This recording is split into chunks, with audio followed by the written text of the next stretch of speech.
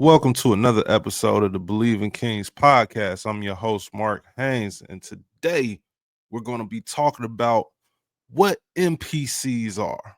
It's a term that I just learned from my son recently, and that's what the Sacramento Kings have right now. Too many NPCs.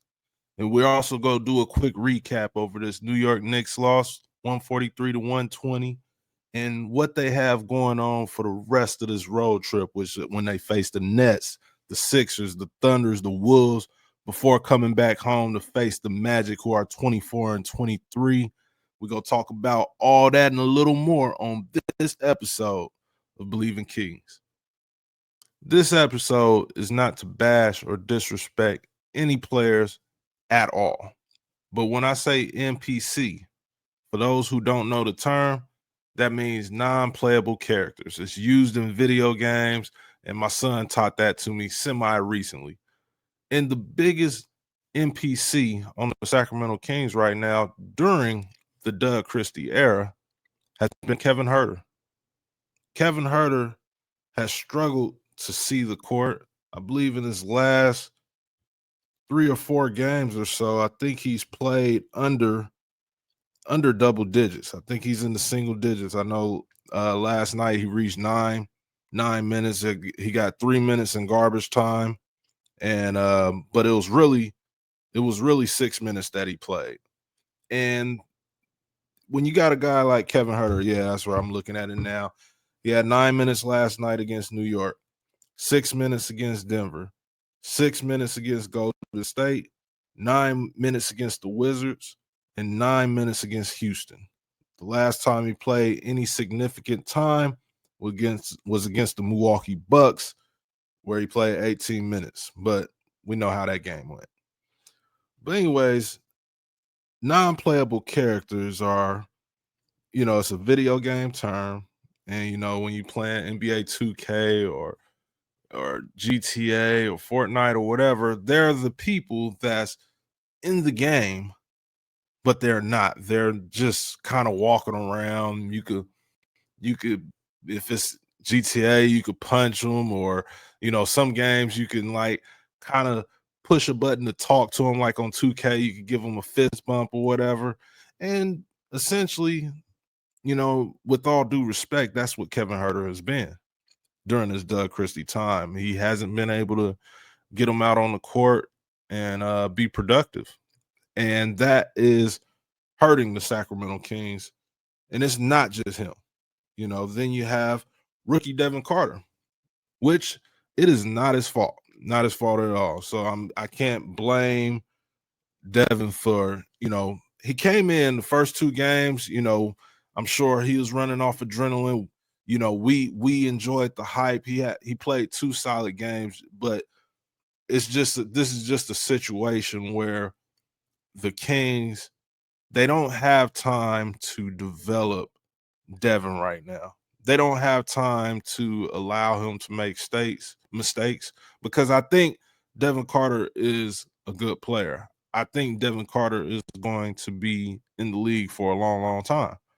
So this is definitely not a knock on Devin Carter. He's still getting his opportunities. I like the fact that when he gets his chances, he's playing hard.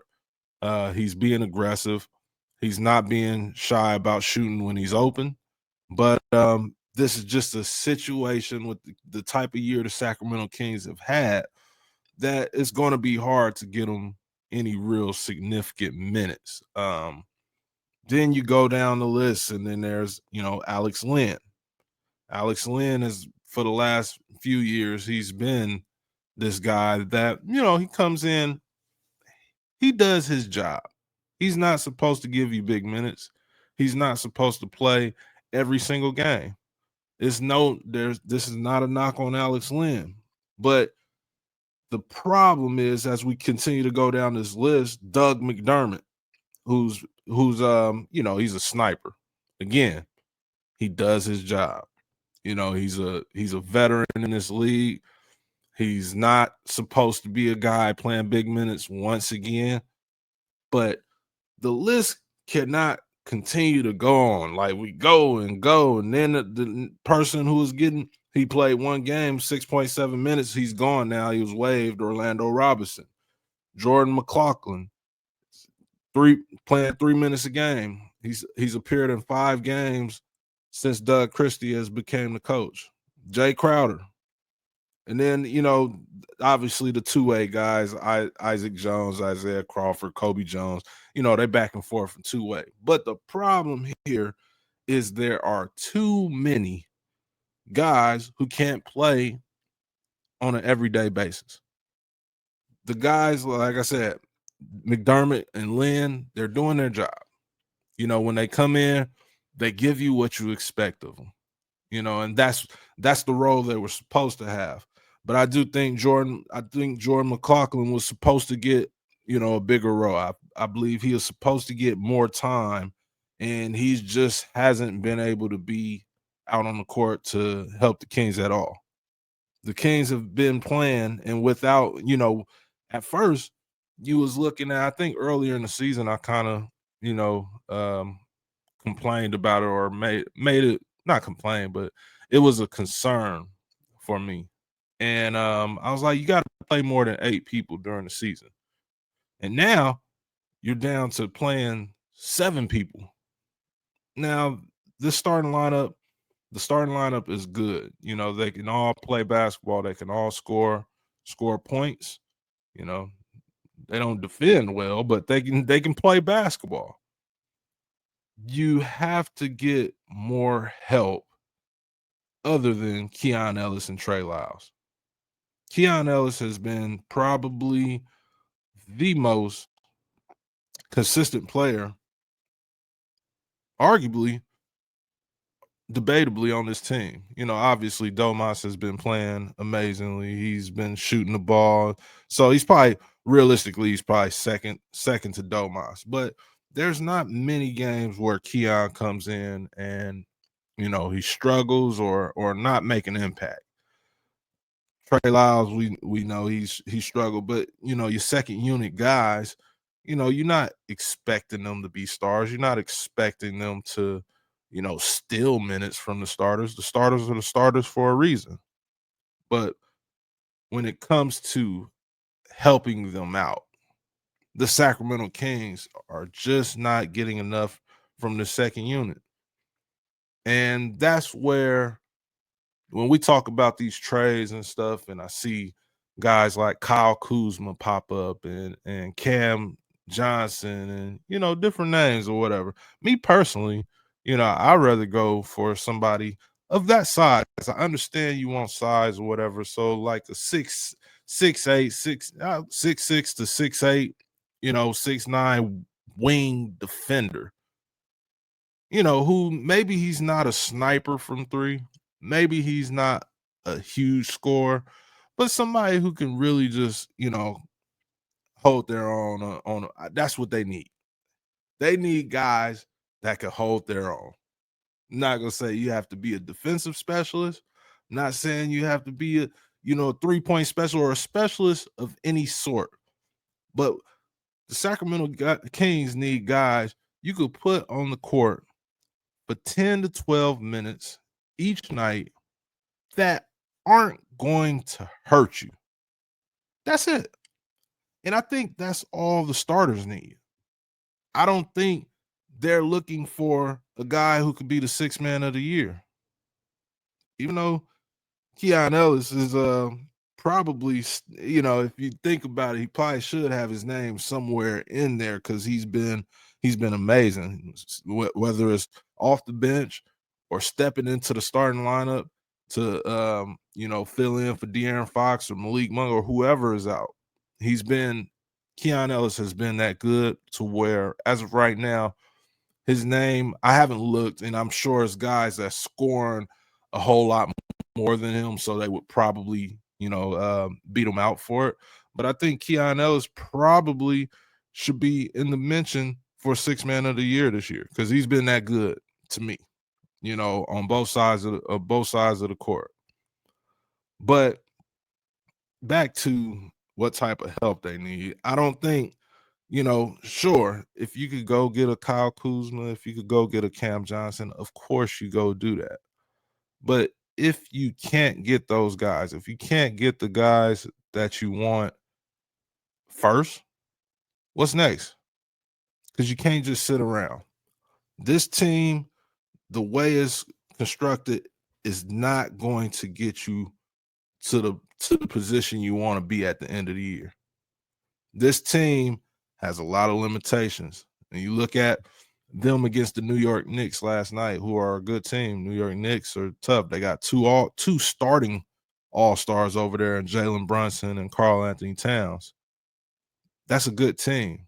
You know, Josh Hart put up a triple-double. Mikal Bridges, very, very similar. If you was looking at if you watched the game yesterday, they put a stat up there where the Kings and the Knicks are the number one and two teams in playing their starters, how much they play their starters, how much they rely on their starters to score and basically do everything. And the Knicks are obviously in the East, and they're figuring it out, and they're 30-16. But the Kings, when you look at the Knicks, I'm reading at the same time. When you look at the Knicks and you look at just last night, right? They played Precious Achiuwa, Miles McBride, Landry Shamet, Cam Payne. That's 1, 2, 3, 4. They played 9 guys at least 10 minutes last night. And those 9 guys, I mean, those 4 off the bench, they didn't do amazing.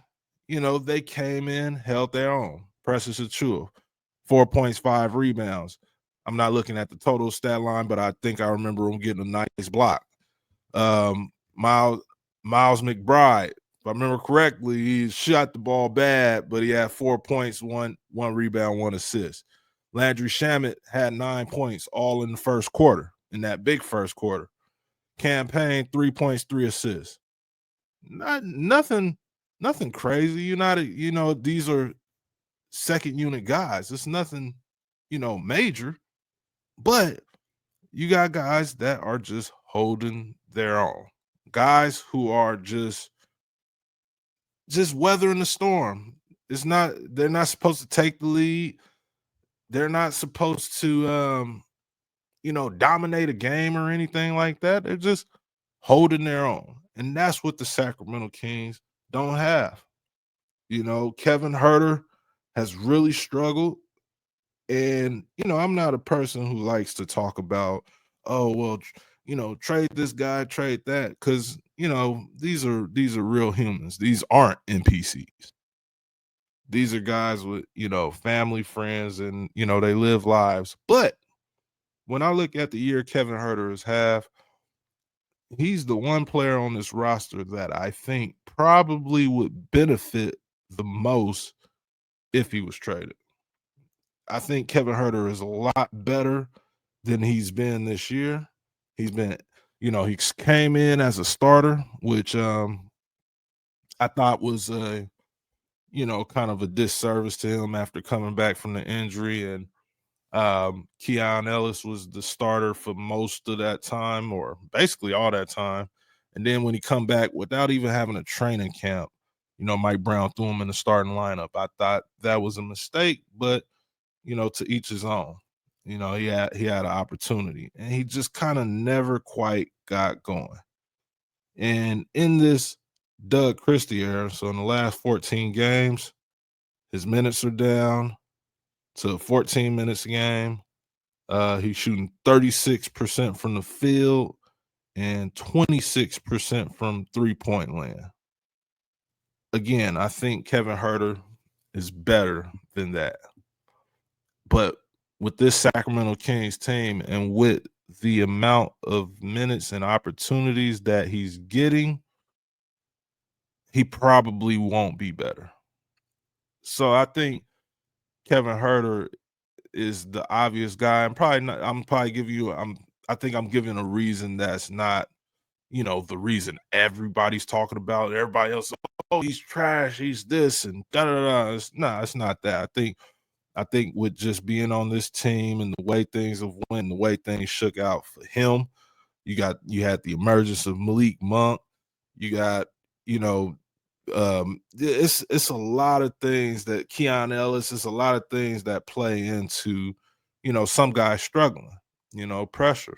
You know, Kevin Herter to me seems like a guy who plays well when things are going well, and not just going well for the team, but going well for himself. So it's, if his shot is not falling, his game isn't to like, it's not like he go start giving you 4 or 5 assists a game. That's not his game, and that's also not his role in this team. He's not going to turn into a lockdown defender. Like we see Keegan Murray struggled a lot during this season with his shot, but defensively, he's been insane. He's been rebounding the ball on both sides. He's been a great offensive rebounder this season. But Keegan is talented enough and gifted enough to do more than just the one thing we expected him to do. Like we all expected Keegan Murray to be shooting the three somewhere around that 40%, range. He set the rookie 3-point record. He shattered it actually with 206 threes in his rookie season. Second year it drifted off a little bit, but this third year he's struggled a lot. Outside of, more recently in this Doug Christie era, he's 12 games. He's at 11.3 points, shooting 43.8 from the field and 37.3 from deep. So he's a guy, but like I said, it's for Keegan, it's not all about his shooting. For Kevin Herter, it is, especially with this team. Because if you remember back in his Atlanta days or whatever, he dribbled a little more. He did a little more. He handled the rock a little more. He's able to create his shot to some degree. But with the Sacramento Kings team, that's not needed. So when it comes to, moving on or whatever, the problem I have, like with a lot of, I talk about social medias, the trade scenarios that I've seen or whatever, a lot of them include Kevin Herter and Trey Lyles. And I don't like getting rid of both of them if it's only for one player. Because, like I said, there's too many NPCs on this roster. So let's say you traded Kevin Herter and Trey Lyles for, I'm trying to think of one. I'm not looking right now, so I'm just going off the top of my head. But let's just say to Cam Johnson. I think some of you have put 2 players, but then it's like, do the Nets want to make that deal, whatever, whatnot. But let's just say, because I'm not looking at the numbers, so I'm not looking at salaries or anything like that. But if it was something where it was Trey Lyles and Kevin Herter for Cam Johnson or Kuzma or any of those guys, just one of them, that means you have 6 players that you could play, and you still have the list of NPCs on the board. So I'm not thrilled with that, but I get it. You don't when you may be in a situation where you have to just go after the best thing possible.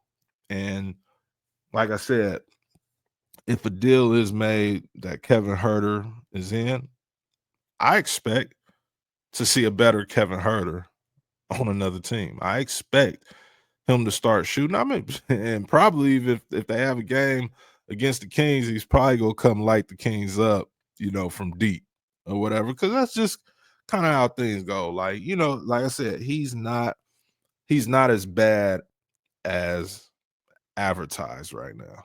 But with the Sacramento Kings, I think we've seen Kevin Herter's best days. Hopefully I am wrong. Hopefully against Brooklyn, he has a breakout game. Hopefully he could get to that, 15 to 20 minute range in between there and knock down, 4 or 6 threes, something like that, and hopefully that continues. Because Kevin Herter, if you think back, Kevin Herter was a huge part of the Sacramento Kings' success in year 1 of the Beam team. He was a part of that. He was a part of their identity. And unfortunately, he's a part of their identity right now, which has the whole, this year was the year everybody is struggling to shoot. And Kevin Huerter has led the way of this movement. Now, since Doug Christie has been back, guys have broken out to some degree. And they're shooting. The team as a whole is shooting a lot better. The team is at 45% from the field and shooting 38 from three as a team. So that's good. That's all good news. But Kevin Huerter is the odd man out. And hopefully we see better from Kevin Huerter very soon. It would be best if it's in the Sacramento Kings jersey. But if not, obviously we wish him well. But looking forward, like I said, the Kings, they're on a 6-game road trip.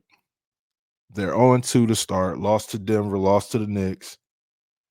Now they, now I was going to say they head to Brooklyn, but it's more of like, they skip over to Brooklyn. It ain't like much travel, Brooklyn, New York, same place for the most part. East Coast people probably disagree, but yeah, whatever. But the Nets is a game Sacramento Kings should win. So that would put them at 1-2. The Sixers, it's another winnable game. I think in order to have a successful or decent road trip, you have to win that game. You have to be 2-2 after playing the 76ers, because this is where it gets tricky. You go to OKC and play the Thunder, who are currently right now record-wise the best team in the NBA. I think they probably are the best team in the NBA. They're doing this. They're winning, and they've been winning all year, but they're continuing to win with Chet Holmgren out of the lineup, which is, crazy. So they're going to get better when he gets back. But you got to go to the Thunder, and then you got to go to Minnesota and face Ant Edwards and Julius Randle. Now, if the Kings could go beat the Thunder, that would be crazy. That'd be wild. That'd be something, to celebrate for the moment. It shows that you're going in the right direction if you could go into OKC and get a win. But,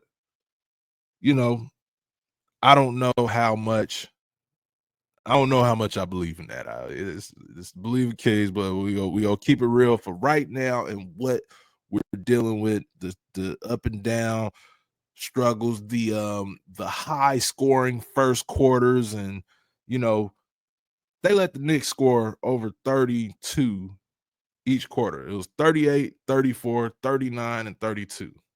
OKC is better than them. Now, Kings could, man up and do their thing, which, they're going to play hard. They're going to play with heart. So we have to see what we go. But at that time, the Kings could be 2-3.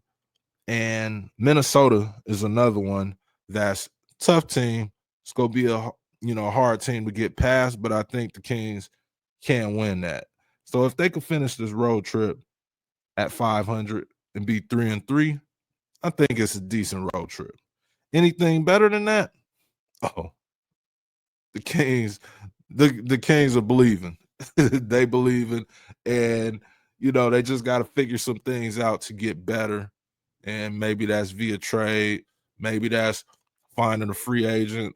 That's because I'll just say it right now. Like, I think this team right now, I think this team would be better if they still had JaVale McGee. And JaVale McGee is out there. JaVale McGee was a guy, like I mentioned about Doug McDermott and Alex Len. JaVale was a guy for the Kings last year that you could play every game, but he's not getting into the double digits. It's 6 to 8 minutes a game, or even if he doesn't play, but when he give you those 6 to 8 minutes, yeah, you might get a foul. So you can live with that because you might get a block and 2 alley-oop dunks from Malik Monk to JaVale McGee. And it was just momentum. You don't have on this team, especially with Malik in the starting lineup, you don't have somebody coming off the bench that shifts the momentum. Last year, Malik Monk was the leader in doing that, but those 6 to 8 minutes when JaVale McGee would play, when he would get a big block, when he would, catch an alley-oop or get a dunk on the pick and roll, that would energize the crowd. And I feel like the energy is down a little bit. It's down a lot when it comes to the second unit. And again, like I said, you just need guys on the bench that you can play. I don't think it's a must that you find this impact player, this player that's going to be a 6-man candidate or whatever. I think you got to find guys that you can just play. And I'm not saying JaVale McGee's the answer. I'm just saying, it's call a spade a spade. The Sacramento Kings last season obviously had different pieces and things like that. Harrison Barnes was a part of the team. But with JaVale McGee on that team, JaVale McGee, that team was better than this team as of right now. But we're still figuring things out. Still have a winning record under Coach Doug Christie. I think the Kings will continue to be trending towards being a good team. But the goal, I'm sure for everybody in that locker room, I'm sure for all you fans, the goal isn't to be a good team. The goal is to be a great team. And in order to do that, you got to Bleav in the Kings, and they got to Bleav in themselves. And yeah, I'm finishing this episode with a corny exit talking about Bleaving, because this is the Bleav in Kings podcast. And Mark Haynes right here, signing out.